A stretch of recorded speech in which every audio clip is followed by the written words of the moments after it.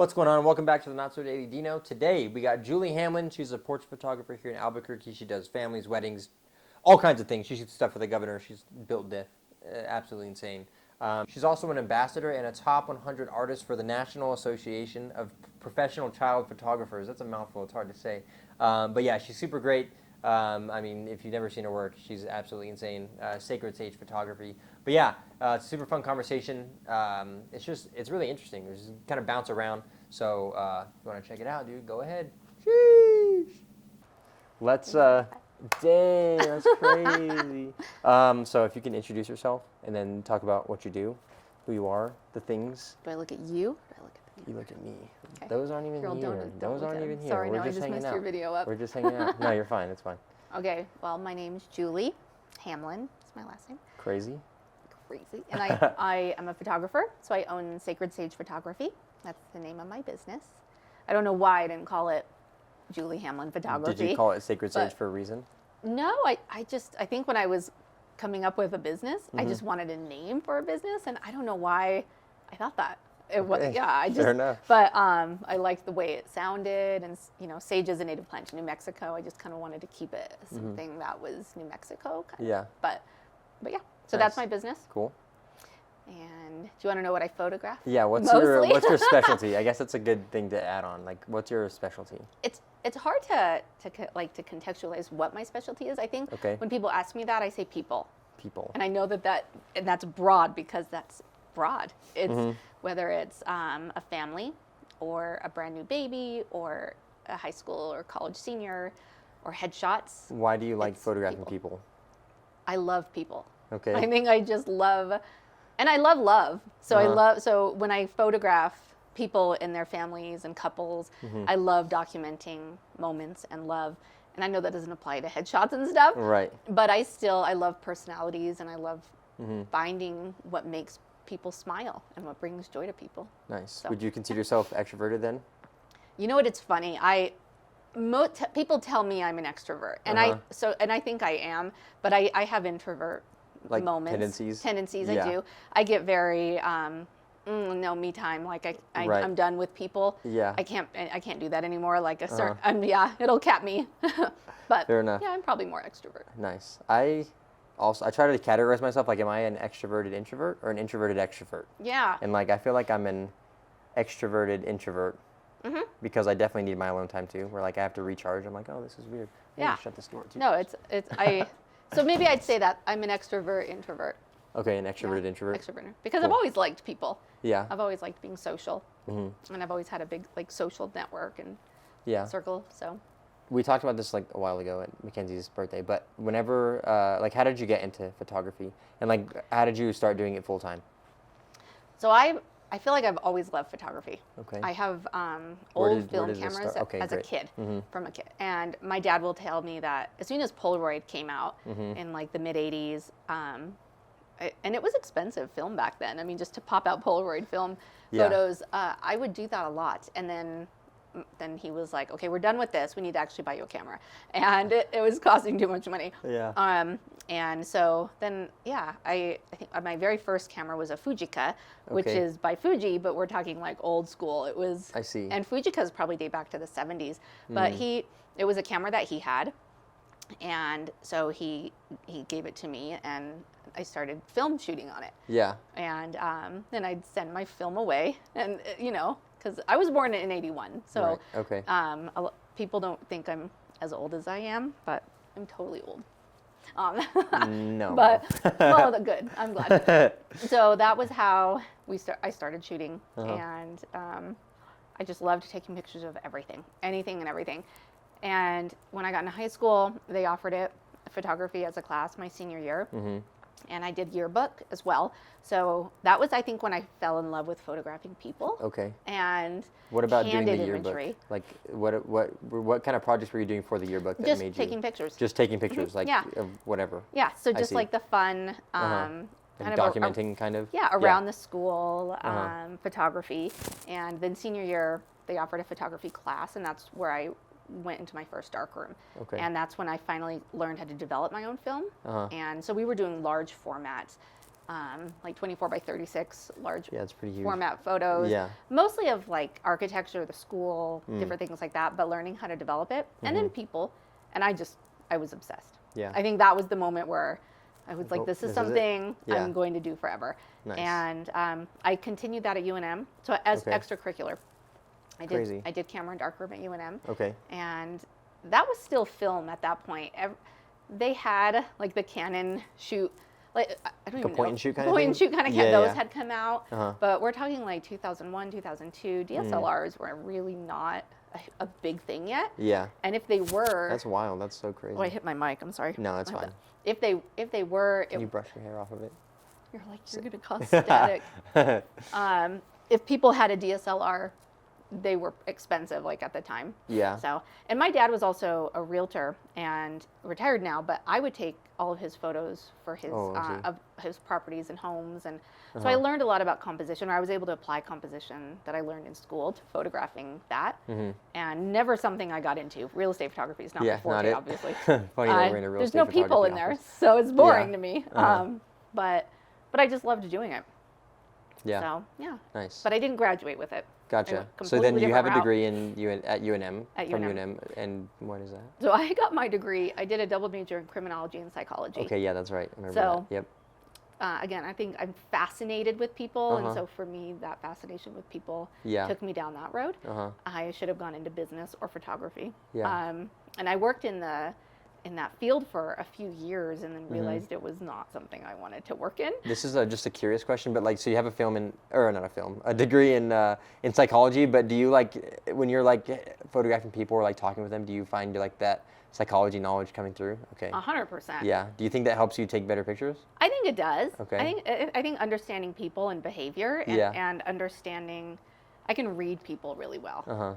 And whether it's a tone or whether it's, I can just, I don't know. Yeah. It's not hard to read people, but Right. I feel like as a photographer, you have to be able to read people well. And but no, I think that Helped a lot. I think that helps me. Yeah. I think that helps anybody. That's I just- agree. If anybody doesn't know what to go to school for, I'm like, just at least a minor in Psychology, yeah. psychology, because it's the best thing I think you can do is Yeah. to learn about people. I went on like a huge thing. I don't know if you know who Jordan Peterson is, but he's a clinical psychologist. Okay. And I just went through like all of his like podcasts and like all that stuff, and just like started cool. learning. And my sister has her bachelor's in psychology, and she's Okay. going for her master's.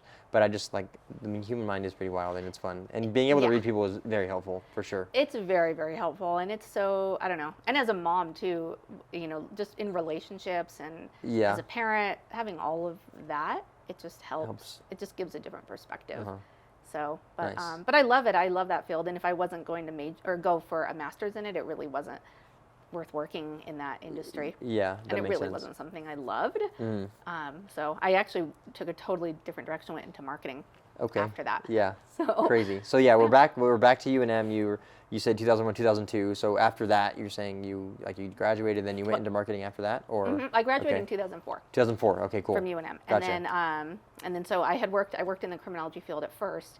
And What then, job was that? I'm curious, because that so sounds like fun. I was doing research for my corrections professor. Okay. And it was pretty crazy. So I even had one of my research papers, projects published, and That's pretty it was cool. pretty cool. Yeah, I that mean, is it was pretty a cool. very What was your very research on? interesting. See, we're gonna take a totally different No, turn I'm now. saying like It was just on go the wherever. recidivism of sex offenders. Interesting. The Yeah. recidivism. Recidivism rate. So Recidivism, it's like the recurring amount of crime, how quickly Okay. they recommit I after they see. get released from jail. I see. So, I mean, I literally, when I was in college and then post-college, I would spend Wednesdays in the corrections facilities interviewing That's these people. wild. I'm not even kidding. Like, it yeah, was I mean that's crazy. wild. You yeah. want to talk about learning about and people? yeah, and the psychology of myself, having to disassociate myself from what I was doing, my research. Yeah. It was fascinating. Are you high in empathy? I'm incredibly Or- high in empathy. Okay, So I yeah. had to remove I was that. gonna say that sounds like a huge challenge. It was a huge challenge, but a lot of these people I actually had empathy for. They were very sick, bet. and it was really Yeah, hard. that's tough. And I was seeing the criminal side of it. I wasn't seeing the victim side of it. Right. But I also developed a huge I'm trying to even think of what the right word is. I judged them.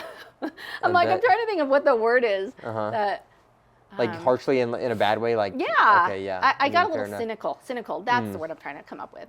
I think I became cynical about a lot of humanity. Yeah, Working in that industry and doing makes research in sense. that industry. Makes sense. So it was taking me down a road I didn't want to be in. And That's fair. so, but I yet used to be- fascinating. Yeah, it's super fascinating. I used to be really naive, where I thought like everything would be totally fine. It's all like fun and rainbows. But then like, I don't know, I had this realization where I was like, oh, like the world kind of is terrible, and like terrible things do happen. And there are like, horrible people out there. and there are horrible people Yeah. out there. So for me, like that kind of helped me like open my eyes, be like, oh, like someone really could just like do something really wild and like Yeah. hurt you or whatever. So you just can't you just don't underestimate people and Exactly. what people are capable of. And there's so like someone gets mad and they'll be a huge different Yeah. person. Like they might just pull a knife. Who knows? who like knows? It's crazy. Well, and that goes like to the mental illness side of it. So Right. many of most of these people were either schizophrenic or bipolar, or they were either victims of sexual abuse as a child, or they were. So that's where the empathy came in that I had for them is Yeah. like, man, like this is crazy. And then there were a lot of them who really wanted to be better. And that also depended on what kind of crime they had committed. Yeah. So yeah, a child pedophile is different from a rapist. Like, so all these different things. Oh my God, see, Yeah, went down a whole it's different. okay, this it's went down a fine, whole it's totally different- fine. But no, I mean that was back in 2004 and 2005 that I did that. So Yeah, that's crazy. We're talking, it was a long time ago. Do you think that helped you have a better understanding of how the world like works? Like Yeah. seeing how terrible people can be? Yeah, Okay, that's absolutely. cool. Yeah. I mean, I think it created a side of my personality to always have my guard up. Like and again, that's the cynical part. Like Yeah. I just Is always. that? Do you think that of that as like a blessing and a curse at the same time? Yeah. Yeah. Okay. I don't think it's a bad thing Okay. at all. Fair And enough. I think everything happens for a reason. Everything you do shapes you. Mm-hmm. You go down a certain path for a reason. You meet people for a reason. There isn't a single part of my past or history that I wonder why I did it or regret it or wish I had done it a different way, because everything I think leads you to exactly where you're supposed to be. Are you religious Yeah. or anything like that, or spiritual? I'm very spiritual. Okay, So yeah. I actually went to like Catholic school. I went to St. Pius. Yeah. So I'm not Catholic. Okay. But I grew up going to church. My mom's Catholic. My dad's Episcopal. So my sister never raised like Episcopalian, even though we had like an Italian Catholic mom.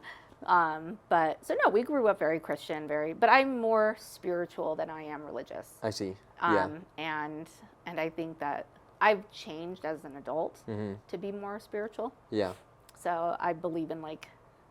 See, now you're gonna get me all crazy. This is what I'm saying. You're gonna be like I a just like to crazy see. person, I just Brandon. like to see what. I just like to see where it goes. No, I believe in the energies of the universe, and I believe Okay. in that there are so many ways that there are so many different things to believe in. Yeah. And yes, God is one of them, Uh-huh. but the universe is another, and I think there's Right. just different elements to it. I see. I'm just So. gonna like go kind of all over real quick.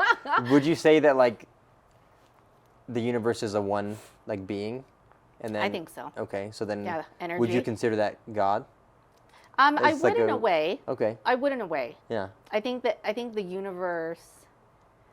For some reason in my brain, the universe and God are like two separate things. Like the energy of the universe is like cosmic. It's like a weird and I don't know. I see. But yeah, I mean, you could go back to Right. believing in one thing, and that's God, and whether God created the universe. Yeah. Then then it is God. Gotcha. But Yeah. I don't know. Is energy? I don't know. That's a very enough. good question. Yeah. I'm gonna be up all night thinking Okay. about that. Now. Hey, yeah. Just things to think about. Yeah. That's cool. But Cool. yeah, I'm so spiritual. awesome. So criminology, crazy people. Yeah. Then you went to marketing after that. Okay. So I went into like sales and So marketing. you decided like, oh, this isn't for me. I'm getting too cynical. I don't like this. I'm going to Right. do marketing now. Right. Okay. It was fun. It was something that was fun. Business. Yeah. I loved business, learning business, growing. So I worked for a small business that kind of grew and developed, and I worked for them for 16 years. That's And crazy. it was an amazing career. And I did probably gosh, when did Instagram kind of come about? It was I around. don't know. 2009. Yeah, 2009, 2010. Like when and Facebook had already been a thing for Yeah. a long Facebook. time, but I think it's 2007, 2008. Yeah. I think. Yeah. but businesses didn't really use that as a platform. Right. Once Instagram came about, and then like 2 or 3 years into Instagram being a thing, businesses started using it as a platform yeah, to yeah. market themselves. Right. So that's kind of how I got into Instagram for the job I was working with, and it's all visual. So here I am picking up my camera again, like doing some photography for the job that I had, and at the same time I'd had my son. My son is 11, so he was born in 2011. Okay. And he'll be 12 this year. But I started taking pictures of him, and I just kind of found these things now to take photos of, and it reignited me. But I hadn't picked up a camera for almost a decade. Yeah, that's wild. And, no, that's a lie. Like, okay. probably like the disposable ones, or like. Right, but not like seriously. Yeah, not seriously. Yeah. If we went on vacation, I might take one. But I didn't really have a good camera, and film was kind of fading out. Again, it had kind of pushed DSLR, and I just hadn't learned that yet. And I don't know why. So after my son was born, I found a need to want to invest in like a good camera again. And then with my job at the time, and so that's kind of what brought me back to it. Fair enough. Yeah. Well, I always look back and I'm like, when did I pick up a camera again? When did I start? Yeah. But that was it. It was part of my marketing. Was part of what I did. Cool. I started Sacred Sage back in 2017, and that was just photographing people. And the way that even came about was people started seeing photos of my son that I would take, and so many of my friends, so many of my friends were having kids around the same time, or like, hey, can you just take our family photos for fun? Or, oh, can you take? Yeah. And then it was something that I got so much joy out of it. It was so mind blowing to me how much joy I got out of that. And then it turned into a side hustle. Yeah. It was just kind of like, I love this. And I was just doing it on the side, on the weekends and the evenings. And then I started having some big opportunities come my way that I had to say no to because of my other job. Right. And I started thinking, so it took 3 years of going through that. I had sold one of my older cameras, and I had pre-ordered the Canon R. It was the very first mirrorless that Canon came out with in 2019. And I pre-ordered it. I was really excited about Canon going mirrorless. Yeah. It came in, and I even remember hitting up a couple of friends of mine and their families, like, hey, can I just go test this camera out with you guys? And I stopped, and I was like, this is the happiest I've ever, like, I just love doing this. Did you find more joy from being around the people or taking the photos, or just the combination? The combination. Yeah. And then just naturally, and I do pose people, absolutely, but when I'm photographing families or couples, there's so much candid imagery that I capture. Yeah. And how do you find? In my experience, when I do family pictures or something, they're kind of waiting for me to tell them what to do. Yeah. How do you find the candid, like I guess the balance, but like where do you tell them to do something, or they just like do it and you just capture it as it happens? So I always start with posing my families and my couples, and that's kind of how I take charge of the shoot. They're there, they're paying me for a reason. Right. So I get that out of the way first, and I always tell them that. And then even in home, like if I'm doing an in-home lifestyle shoot or a newborn shoot, and then about 25 minutes in, I'll give them some cues to do that will produce candid imagery for me. Yeah. And so a lot of candid imagery is staged. It is right. Like, you tell them like, oh, laugh at each other or something like that. Right, or walk, like the walking, or throw your kid. Like each of you have a hand. Throw your kid. Throw your kid, not throw your kid. Like lift them up in the air. I know what you mean. Gosh, I'm like a family and child photographer. Throw your kid. That's hilarious. No. So a lot of what I do that is candid, it's laughter, and it's all real. All of it's authentic. Yeah. But I will give them the prompts to do it. Right. And then it just comes from that. It comes from that. And then then I'd say about 90% of the time, I step back and I'll just tell them, interact. Like I'm not here. Get down on their level. Still giving them a few prompts, what I know will emit emotion. Right. Or different things like that. And if kids are having tantrums, I shoot through that. I photograph through that. Because it's real. It's all real. It's not. But yeah, so that's how I get that kind of stuff. Yeah, cool. But that's when I found out I loved doing families, and but yeah, so nice. I'll circle back to that. COVID happened. Great. It pushed me. My family and we had a discussion, and we were like, hey, well now our son's at home, like he's third grader. Yeah. Distance learning, like how do we do this? Like how? And I was like, it's time. I'm gonna walk away. Nice. I mean, I just flat out walked away. Like I turned in my keys. No notice or nothing? Well, there was later, guys. Sorry. I mean, we were shut down. Everybody in the company had to file for unemployment at this time. I see. And So, and a lot of people tell me you should have just stayed, because then I could have just continued collecting unemployment. But at that point, then if I was still doing that, if I was still collecting unemployment for my previous job Right. until they got their PPP money, I couldn't officially start Sacred Sage unless I was doing everything under the table. And so that's where a lot of people have, told me you should have just done that. You should have just done that. But in my long brain, run, this way is better, I think. yeah, in my brain, it just didn't. I needed to cut ties. I needed to start on my own. Right. Yeah. And so I was struggling for those months. But then all of a sudden it was like, and people knew I'd been very vocal with people, like, this is it now. And so that was like March, April. Yeah. By May, by graduation season, I was shooting like crazy. All the time? Yeah. Kids were still graduating. I photographed 4 brand new babies during COVID. Some of the Nice. most terrifying shoots of my career, and I'll still say that because I had to walk into their home, masked, disinfecting my equipment. I see. But these people trusted me to come into their homes, and since then I have photographed their first birthdays and second birthdays and now third birthdays That's this so year. cool. Yeah. And it's so cool. And their parents now, other babies who have been born. And but yeah, so 2020 just exploded. It was, and to say that during a pandemic is probably kind of crazy. yeah, but I don't think I would have if I hadn't have cut ties the way I did.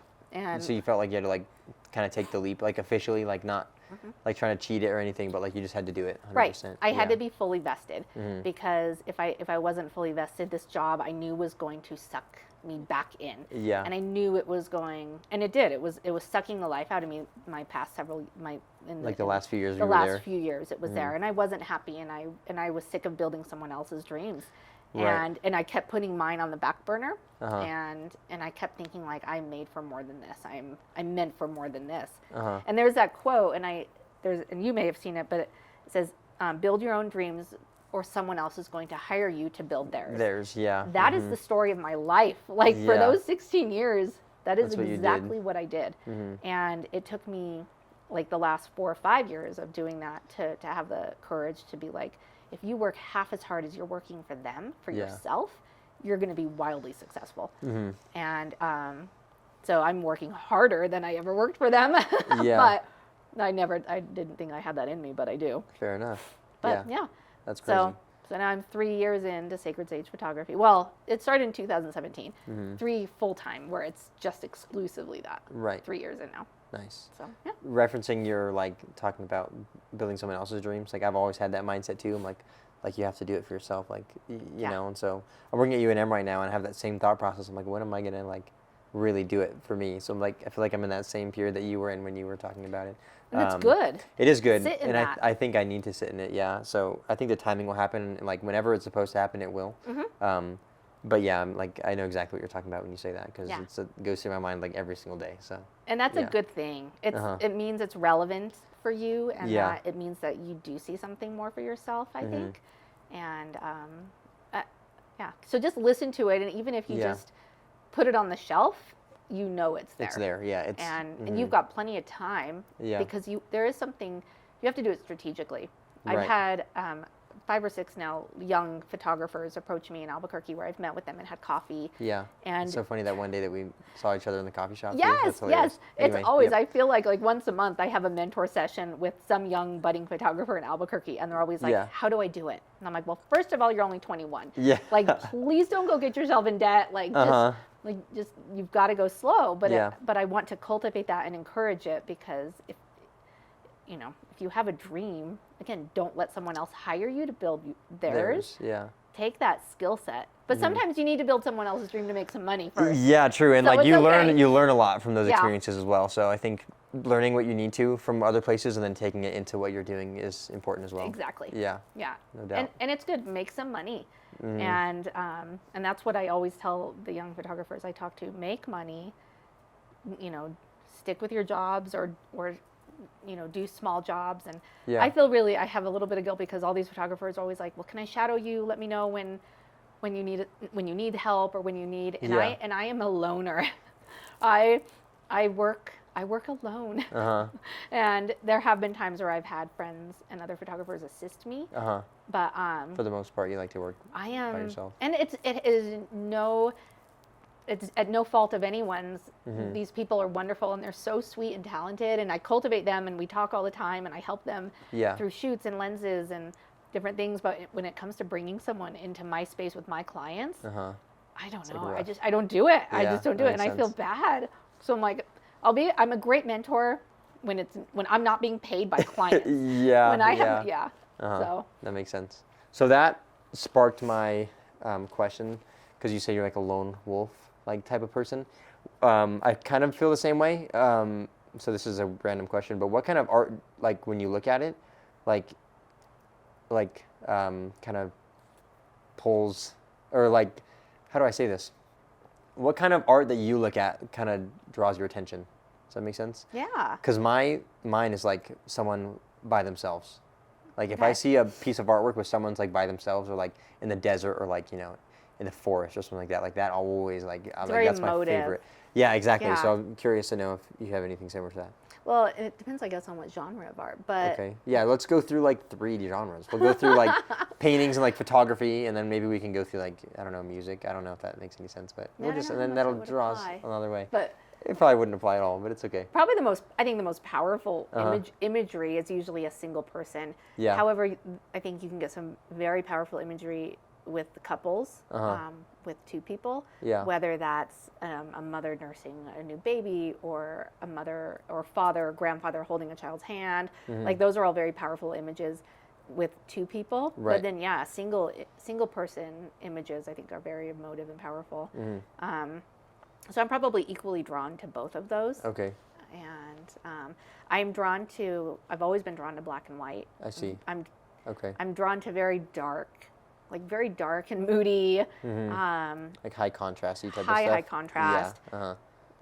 shadows, things that just keep your brain wondering. Right. Like, so yeah, and that's probably the same with paintings too, and with any kind of art. Yeah. And yeah.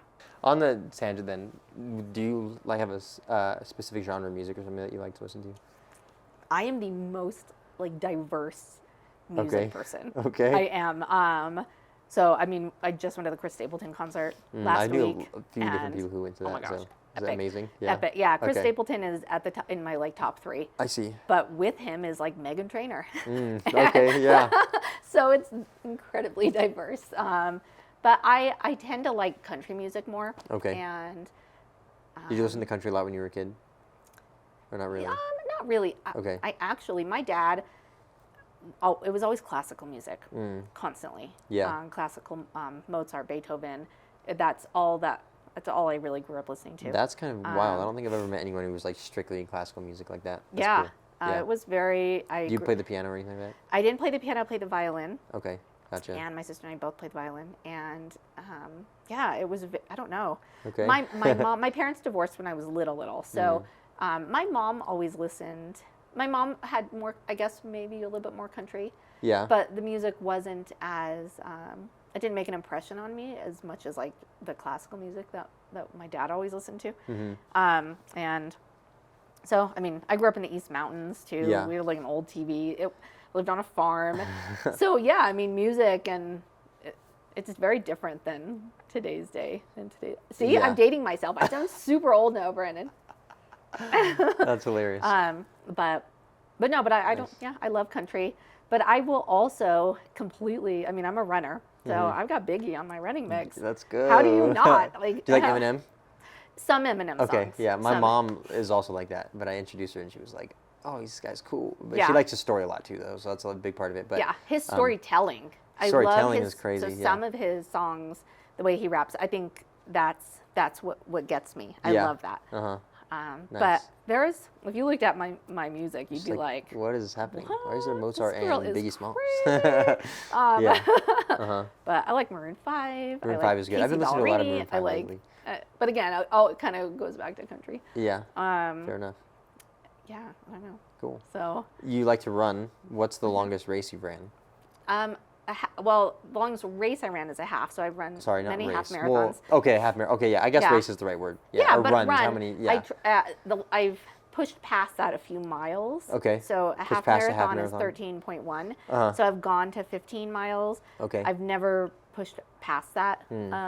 And I think that kind of, I've known lots of people who run marathons, and I mean, Yeah. so many of my friends Insane. are insane, amazing runners and run all the time. But Yeah. I've never been able to get past 15 miles. And How is that? Yeah. Can you describe to me? I've done a 5K, right? Okay. But I've never ran anything further than that. Mentally, how is it like Yeah. getting to 15 miles? you have to go someplace else. I mean, it's What do you go? Do you know who David Goggins is? Dude, you gotta. I'm telling you, put you on David Goggins. That man's crazy. Okay. Anyway, he does like crazy running and like everything like Okay. that. But anyway, so I'm just curious about like what your brain's doing as you're trying to reach 15 miles. Yeah, there's a lot of because there's training too. When you train even just for a half marathon and you get up to that 13 mile mark, I mean, you're running those weeks before your long runs are 8, 9, 10, 11, 12 miles. So you're pushing that distance every week. That's a lot of long runs you're doing all by yourself. When I used to do them, it became a very meditative time for me, very contemplative time. I visualize a lot, so I would do a lot of visualization. When you say visualization, like, are you saying to keep you from stopping running, or like what? I think or just like life. of life. Just Okay, life, got it. Dreams, goals. Yeah, I see what you mean. And then if I would travel for races, I could visualize like maybe where I was for the race, but it becomes very meditative for me. And even now when I run, I still run 4 days a week, 5 days a week, and That's wild. and 5Ks are just kind of my basics. That's kind of Yeah, what I was did gonna this say morning. let's like And chill. It's like a whatever. It is. It's yeah. just like I'm gonna do this real fast. And so you don't get a lot of thinking done in that 25 minutes, but it's Right. still like, you Yeah. know, it's still something. I think it just resets my brain for the day, and that's why it's So important for me to do do you it. wake up, eat, and then just like run? Like Usually. that's wild. That's Yeah. super cool though. Yeah. Yeah, That's I have awesome. to have like a cup of coffee and just something really easy to Yeah. eat. And then just go for a quick and run. then I go for a quick get your run. day started after that. Yeah, Yeah, that's the, wild. the timing. Well, I hurt my knee in my IT band years and years ago. Did I hit my mic? That's Sorry. okay. You're fine. And so that's why I stopped doing distance. Yeah. But Okay. but I Makes can sense. still run, and I don't want to push myself anymore, and then not be able to run ever. Yeah, that would be tough. Yeah. Yeah, no doubt. Yeah, I think when I did my 5K, it was kind of funny because like I'd never really tried to run. Like I didn't even train for it. I just like I'm just gonna go run 3 miles. That's awesome. Yeah, it was cool and it was a lot of fun. But yeah, like the last like I don't know 5 minutes, I was like my back hurts, like my feet hurt. But you're not thinking about anything else. Yeah. You're just like running, and 3 miles sounds like whatever, bro. You just ran 3 miles. But But it's if funny you when you race it though, it's different. Yeah, true. So, anyway, yeah, I think running is meditative, and it kind of when you're hurting like that and you're trying to like push yourself, it's like that's the only thing in your brain, and so Yeah. it is kind of nice. It's the only thing, and it's mental. Mental strength. I think is what you get when you hit that when you're training and you're at 8 miles. You're Right. like, oh, 8 miles is starting of the long run. That's where it starts getting hard. Yeah, 6 miles is a 10K. Yeah. 7 is like, it's just a little bit longer than a 10K. But once you're like, oh God, I got my 8 mile run this morning, and then you got 9, then 10. That's where it starts to be like mental preparation, and people Yeah. live for that. Like ultramarathoners run but for me, it's mental. You gotta listen to preparedness. David Goggins. You would be like, dude, Okay, this I'll guy's totally listen. sick. He's super cool. Yeah, he does like crazy runs, and like he had to qualify for a race, and so the guy was like, you have to run 100 miles in 24 hours. So he had to do a 100 mile race. The 100 milers. Yeah, and so, but anyway, he got to like mile 70, and he was like, he didn't train for this race. So he just went in. Oh my but gosh. he was like a Navy SEAL and stuff like that. But so he just went in and like ran 70 miles, like whatever. I'm a Navy SEAL, I can run 100 miles, whatever. Right. Probably was well conditioned, but Yeah, and he was a huge guy too. He wasn't like skinny, like he didn't look like a runner. He was like a huge guy. Anyway, he gets to like mile 70, and he's like, his feet are like cracking, and like he's like. But 70 miles, bleeding. that's insane. No, that's insane, especially within a 24-hour period. Yeah. But anyway, then he pushes through that like last 30 miles with like his feet broken, and like you have to listen to the story. It's probably incredibly Insane. inspirational. Very inspirational. Yeah, he is, and so that's a lot of fun to like. I don't know. It's People insane. have the ability to push their bodies. It's Yeah, their everyone. minds. It's mind over matter. Right. And I think that's like the strength Yeah. that that's what running I think helped me with is just a mind over matter kind of thing. Do you think it helps you like discipline too? Because like if you can discipline yourself to Oh, run yeah. like 15 miles, like, you can make your bed in the morning. Oh, and, yeah. You know what I It's mean? like So, like, I nothing. feel like, yeah. It's nothing. No doubt. That's funny. Yeah, it is funny. Yeah.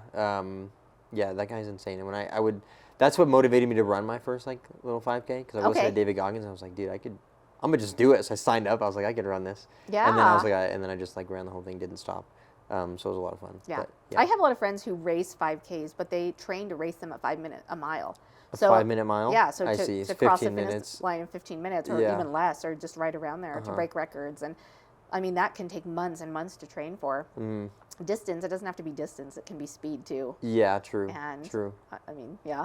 Yeah. It's pretty crazy. I want to train for a 10K, and then You can do it. I can do it. It would be fun to run a race together. Yeah. But yeah, and then eventually maybe a marathon. But that's another thing that goes back to like having a job. Is like I feel like I can't live my life the way I want to live it because I have to like go do job things, and so yeah, working towards the being able to have that freedom to work for myself, I think will be essential.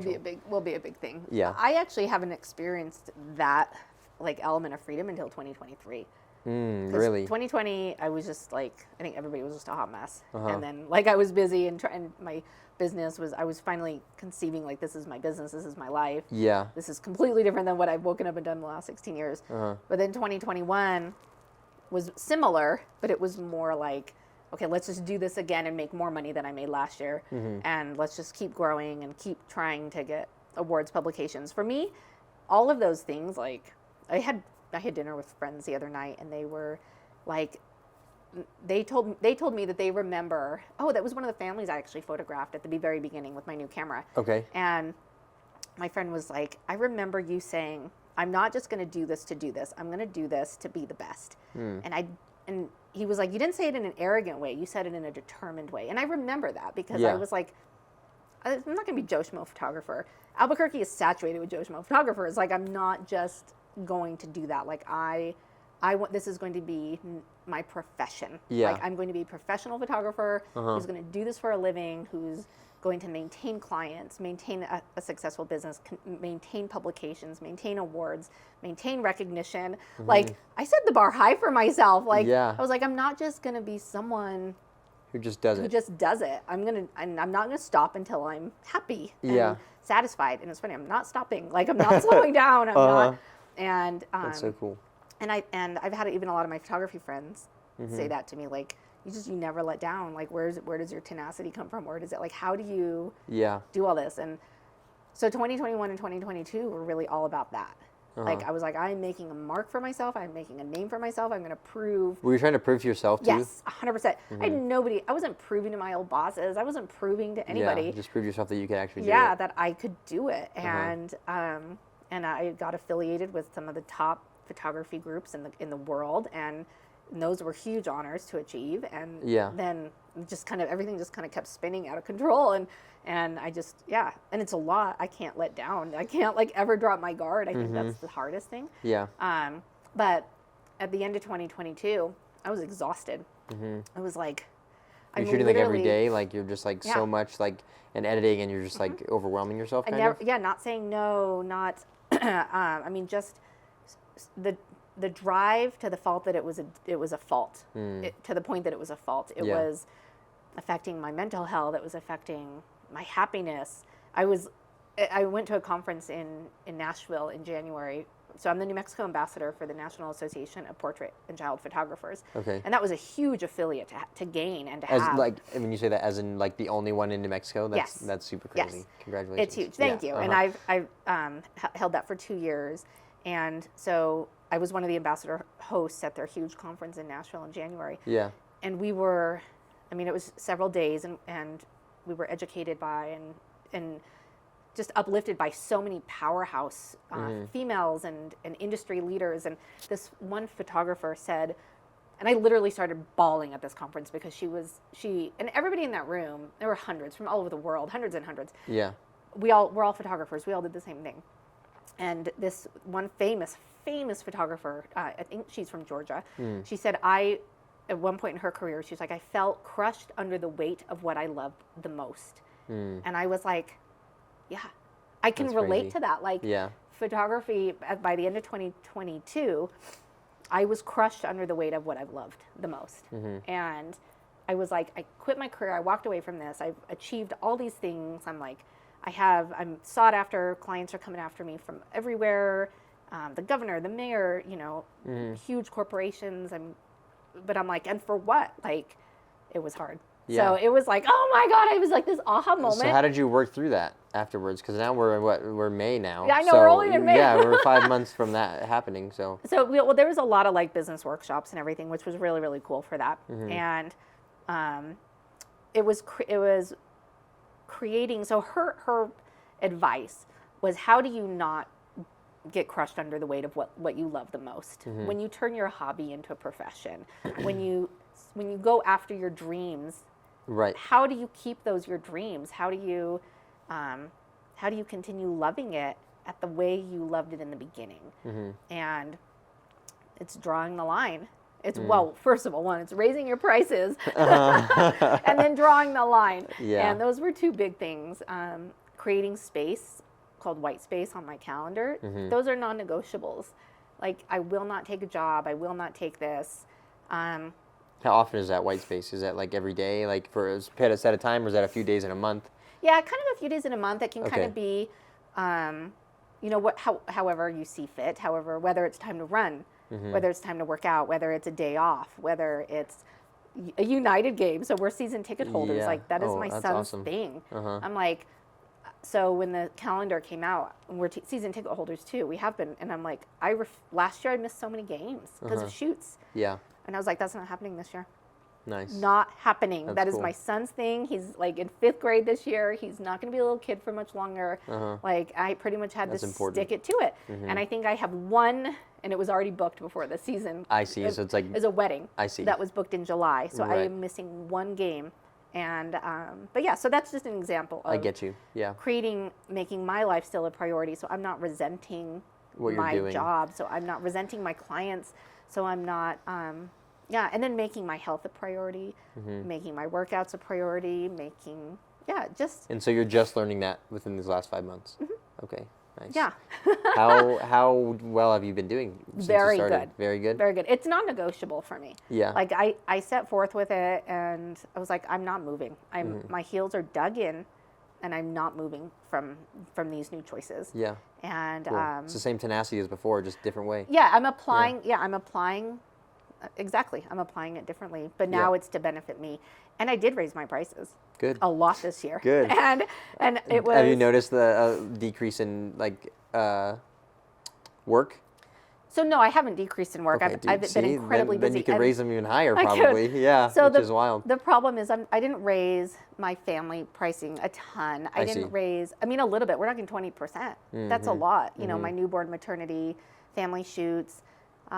This fall when families are, and I mean, my fall's 90% booked already. Like, That's insane. I'm booked. Yeah. And like, even the state of the city, Mayor Keller's address is coming up, and they had moved the date. There was all these different things happening. I couldn't shoot the original day. They ended up moving the day. Yeah, I don't know what the dialogue was behind the scenes as Right. to why they had to change the day in the end. But when they came back to me, they're like, "This is the new day. Can you do this day?" Yeah. I was like, "I'm there. Nice. I'm 100% there." So how did you get into that? I mean, it's still like a people thing, but did they just approach you and they're like, "Hey, like we love your work. Like, can we, we'd love to have you How did I photograph"? get into? So one of my very, very best friends is the co-owner of a company called Nuevo Okay. here in Albuquerque. Best company ever. They're Nice. actually opening up What a do new they do? storefront in Old Town. They are experiences reimagined, and they do like these amazing curated goods, boxes. Everything's local. Everything's New Mexico. It is like the coolest. Like for birthdays or like a anniversary and stuff like that. Corporate gifts, anything. I see. I see. Gotcha. You can go into their storefront and buy. It's an entirely beautifully curated store of New Mexico goods, whether it's foods, spa, clothing. It's just awesome. So it's called Nuevo, Nice. and they do experiences as well.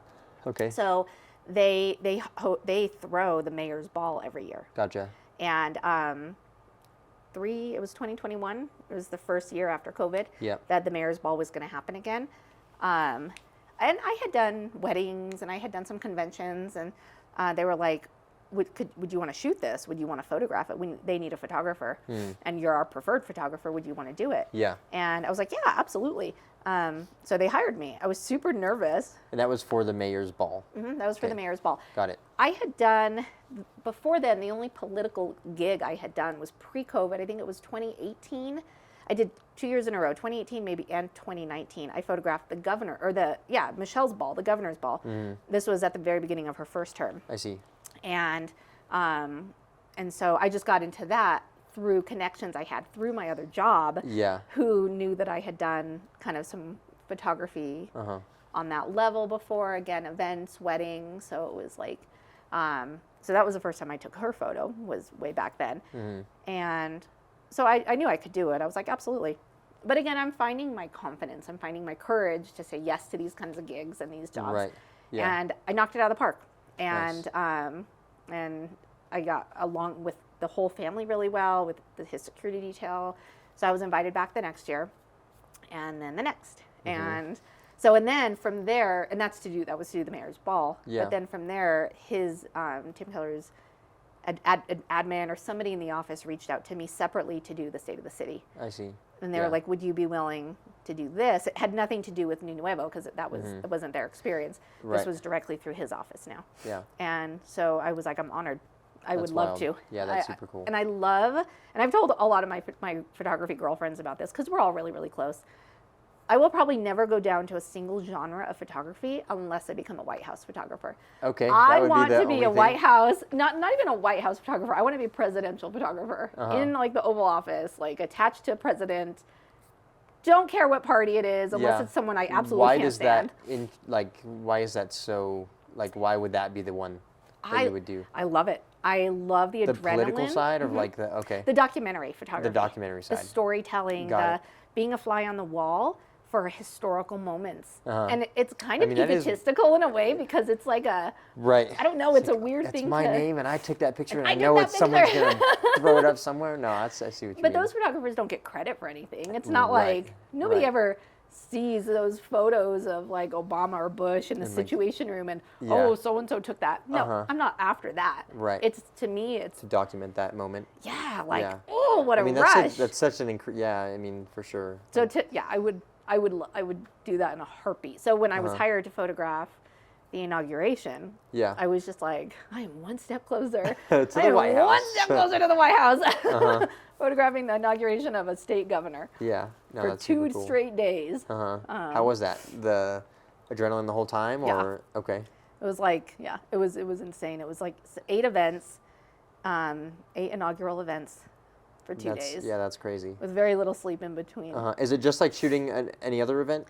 Like no, high profile, because you've got Secret Service with you like the whole time. Really? And wow. Okay. It's very high Were you free to move wherever you wanted to? Secret Service just followed you? Yeah, and Michelle's detail and her family's detail. And that's crazy. Yeah. And when we had gone through the dry runs of all of it, and I knew I had met her detail already. Like again, it's kind of like the mayor's detail. Yeah. I know them at this point. We're all like, hey, how's that? Like, what's up?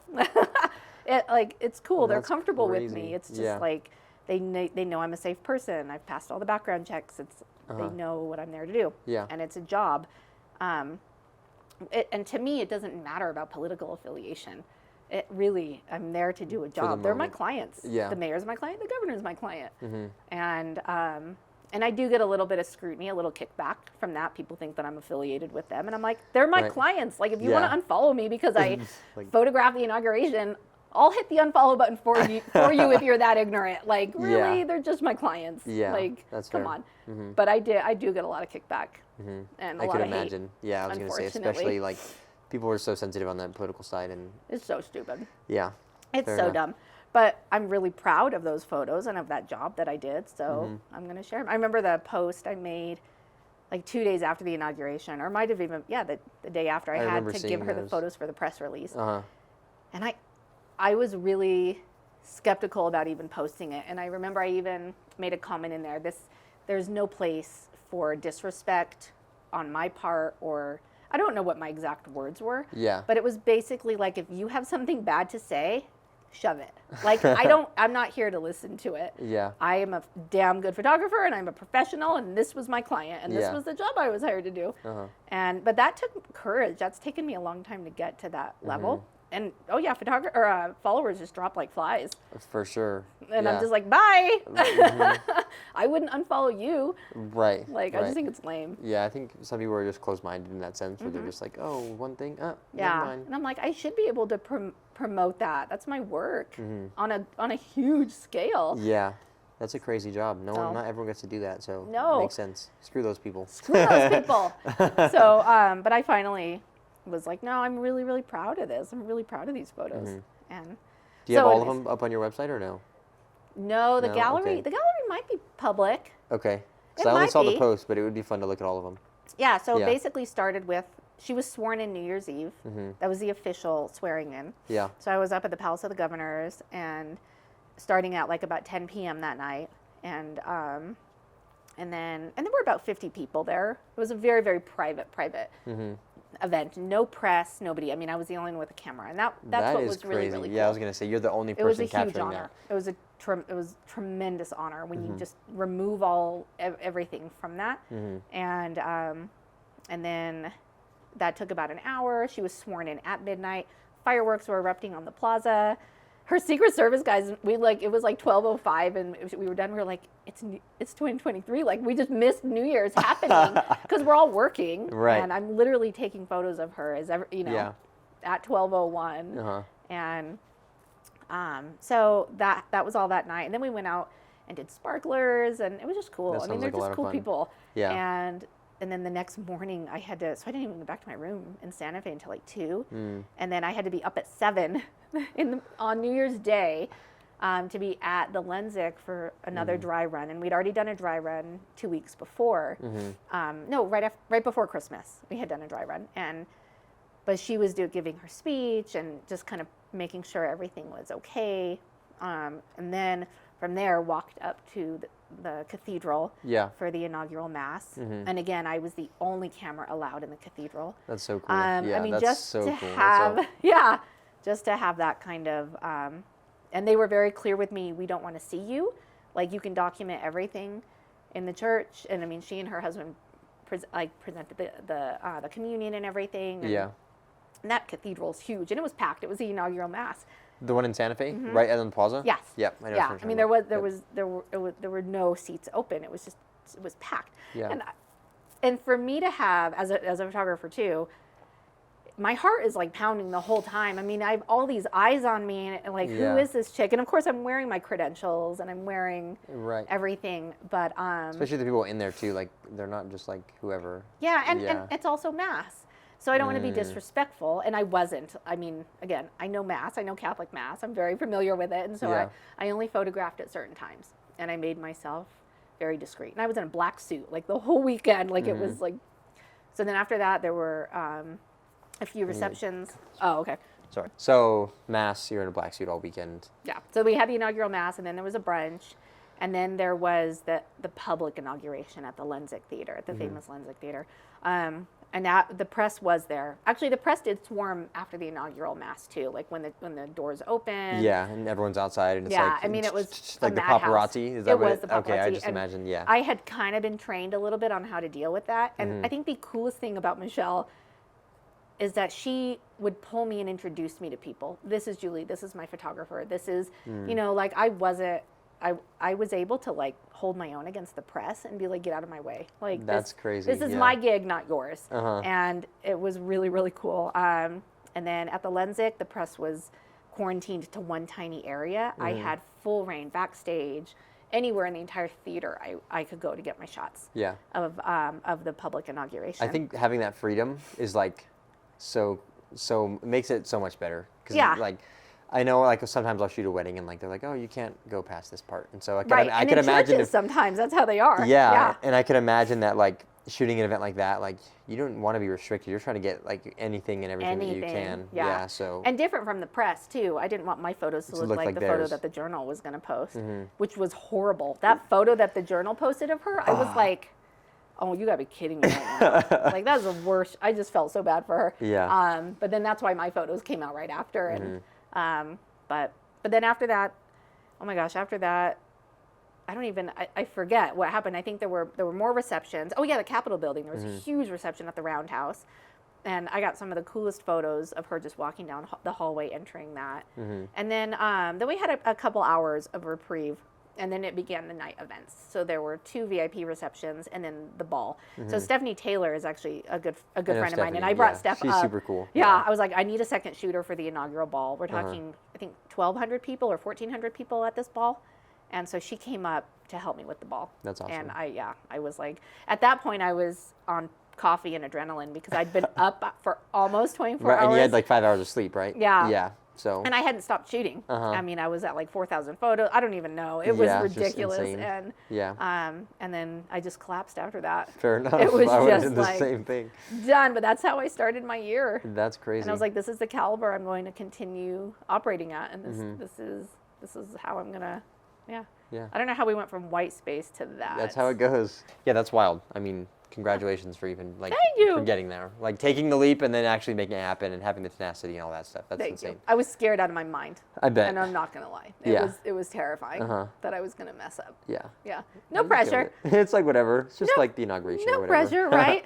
Yeah. That's great. That's but crazy. I have an awesome support. My friends and my family. Oh my God! Like I couldn't. And all my photography friends were like, you got this, Julie. You got this. You can do this. Like, yeah. That's they awesome. were so like rallied behind me, and it was such a cool feeling. So, No doubt. That's crazy. 2 more things that I want to ask you. Okay. Is there, so I like to put myself in this position. I don't know why, but like there's a song called, it's by Eminem, but it's called Haley's Song, and it's about his daughter. Oh, yes. Okay. You know that song? Okay, that's great, because that's an amazing song. Anyway, do you have a song like that where you think, like, is there a song that you can think of that you would listen to that like makes you like think of your son, like how much you love him? I know that's a weird question, but. Oh my gosh! Off the top of my head, Yeah, I off can't the think top. of one. Because Brandon. if I had I put myself in the position if I had a daughter, that would be the song. That would be the 100%. song. That makes sense. Yeah. So, I don't know. I think Just it's a curious changed question. over time. Like there were songs, that, and I can't think of what they are right now. Putting me on the spot with that. I can't, but I know that there are songs that make me think of him. There currently is a song that we totally jam out to. It's a Meghan Trainor song. Okay. It's about like just being grateful you woke up today, and I think it's called Breezy, Baby I'm Breezy, and it's just like turning like whatever comes your way, just turn it into joy, like turn it into. So and as he's gotten older, that has changed because like the tune of life has changed, and now he's like a adolescent, about to like go through puberty, and it's like. He's struggling with certain things, and so that right now is just a current song that we jam out to in the car driving to school. Yeah. But I think it's called Breezy. Okay. Yeah. Nice. But no, there isn't like one in particular. If I think about it, I'm gonna go home later and be like, "That's oh, there it is. Yeah. That's the song," and I don't. Yeah, but I can't think of one right now. Nice. I forgot the other question I was gonna ask you. I totally spaced it. So sick. Yeah, I don't know. I don't have any other things in mind since I can't remember that. But that was awesome. Yeah. That's super dope. Next time I'll be at the White House. Okay, say less. I'll be ready for it. That'll be wild. That'll be I don't know when cool. that'll happen. Soon. I need a connection. We'll figure it out. There is a photographer here in New Mexico. He lives in Rio Rancho, and he is a retired White House photographer. That's crazy. I just we follow each other. He interacts with my photos all the time. I need to shoot him a little message and be like, dude, let's go have coffee. You should. Like, you should. Do you need? And he still goes back every now and then. Okay. What's his name? Do you know? Or you don't also don't have to share? I probably shouldn't say. Okay, that's okay. Yeah. That's fine. He keeps it pretty low profile. But Fair he was Bush's photographer. That's like on wild. his page, he has they are phenomenal photos. That's crazy. Yeah. I remember what the question I was going to ask you. What's your favorite picture you've ever taken? Or do you have one? I do. Okay. Not just one though. I probably have a lot. Like 2 or 3. Okay. So during COVID, I immersed myself in like what's called a P52 or a Project 52. So it was like a 52-week project where you're given a word every week that you have to interpret. And last year I actually did a 365-day project where I had to photograph 1 photo a day, and that was that. Both of these projects, if you're a photographer and you are looking to get better, do one, because it is probably both of those have. Probably Can you say what they're called one more time? A P52, so it's a personal 52. There's 52 weeks in a year. So the particular one I was part of, we had a word every week that we had to interpret through a photograph. The 365 project is a photo a day of anything. Okay. And I'm not gonna lie, by like day 250, I was snapping them on my cell phone because I was like, I don't have time for this. Yeah. This is ridiculous. Why did I sign up for this? And I wasn't always snapping them on my cell phone. Right. But it got to that point because Yeah. I'm shooting already so much. But as an artist, those two projects just immersed me into a whole other thing. And I did them through one of my affiliates, ClickPro, and which is a phenomenal. Like, they have taken me so far in my photography career. And I'm getting ready in 2 weeks to go to their conference in Tucson. Nice. So, and I get That's to super model. sick. One of the instructors was like, Dang. Julie, I need a model for this class. Will you do it? And I'm like, this is hilarious. I do not That is even kinda know. funny. I'm gonna have somebody record behind the scenes, but we're gonna be in this saguaro desert with huge cactus. I'm gonna be in That's this gonna be sick. massive That dress sounds with some of the awesome. best photographers in the world taking pictures of me. That's but wild. to have it turned on me is gonna be really cool. But anyways, totally different day. But during that P52, I took a picture of my son, and this was when I was really finding my photographic voice. And I've never shown like the raw before image of it, but he's in this like Mario t-shirt, Okay. Super Mario t-shirt, and he's got my clear umbrella, and it's raining, and I told him just to look up like through the clear umbrella and just smile. The joy that and he really was loving it. Like, I was Yeah. standing under the awning so I wouldn't get wet, and he was under there. Middle of the day, the joy I captured on his face, but with the beads of rain on the umbrella were what was in What focus. focal length was it? I don't know off the top of my head. I could look on my was phone. it was it pretty tight or no? Yeah, it Okay. was probably my 85 or 50. Okay. I would I was imagine just trying to at the imagine if it was time. like a full body, if it was like a tighter, like No, through so the the umbrella. crop was really cool. Okay. So the crop is like the umbrella, and then you can, like, the composition is beautiful on it. I don't mean to like toot my own horn on it, but it's like part of why I love it. Yeah. And then you get the beads of the water, but it is so crisp and so sharp. And then you've got the water falling. Well, I converted it to black and white. I was gonna say that It- sounds like a black and white. It picture, just low-key. tail spun. I have won so many awards for that photo. I won a Lens Culture award for it. And I don't know if you're familiar with Lens I'm Culture. not Lens familiar, Culture, no. it's one of the biggest. I mean, it's huge. It trumps anything that like Canon or anybody can do. It was just, Yeah. it blew my mind what it did. I think it was published like 7 or 8 times. That's crazy. Yeah, it was huge. So that photo truly helped me find my photographic voice. I've always loved black and white, but storytelling, it created so much emotion just in that one photo. So that will probably always be one Your of my favorite, all-time. especially because it's your son. And it's my little boy. Yeah. One of my all-time favorite photos, and I have countless more, but that one is it. I'll It's show for you when sure. we're done. Okay, yeah, I'd love to see it. Yeah. That's awesome. I also would love to meet your son one day. Yeah. I also He's was so like, cool. I bet he sounds super dope. He's Yeah. just his vibe. He's He's so just cool. that guy. Yeah. Yeah, he's got like these new like big old sunglasses, and I'm like, what are you doing? I mean, he's like this 16-year-old boy. He's 16 No, now? he's 11. Oh, but he's like, I see. he has this like 16-year-old like wanting to come out of him, and I'm like, no, like Stop it. Stop it. Uh-huh. stop it. Like Yeah. he is that cool, but he's a soccer player, and he is totally my little muse, my little model. And I think he realized, all thanks to my dad, that he can make money on being my muse. Oh my And gosh. yeah, so no, I pay him now. That's crazy. Like, and like your kid can be a tax write-off, which is really cool. Like gonna you can write my pay. kid off. Yeah, your dependents you can pay, and I mean, Yeah. He made the cover of a photography magazine. There was That's a picture wild. of him that made a cover. The only cover I've actually ever been on, and they didn't even know it was my son.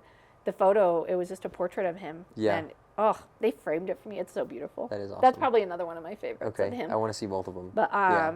but yeah. Nice. So he's such a cool kid, though. Sounds But he's all, awesome. what do I get for this? What do I get for this, Mom? Yeah, but he That's helps me hilarious. create Lens Baby content. So that's I'm an ambassador for Lens Baby. Yeah. And I mean, he's my like little at-home muse. So I'm all, dude, I just need you to sit still for me. So Nice. yeah, Cool. but he's so good. Yeah. I think we're chilling now. It's Okay. been like an hour and a half, so that was awesome. I do want to say the energy you have as like a person, just like the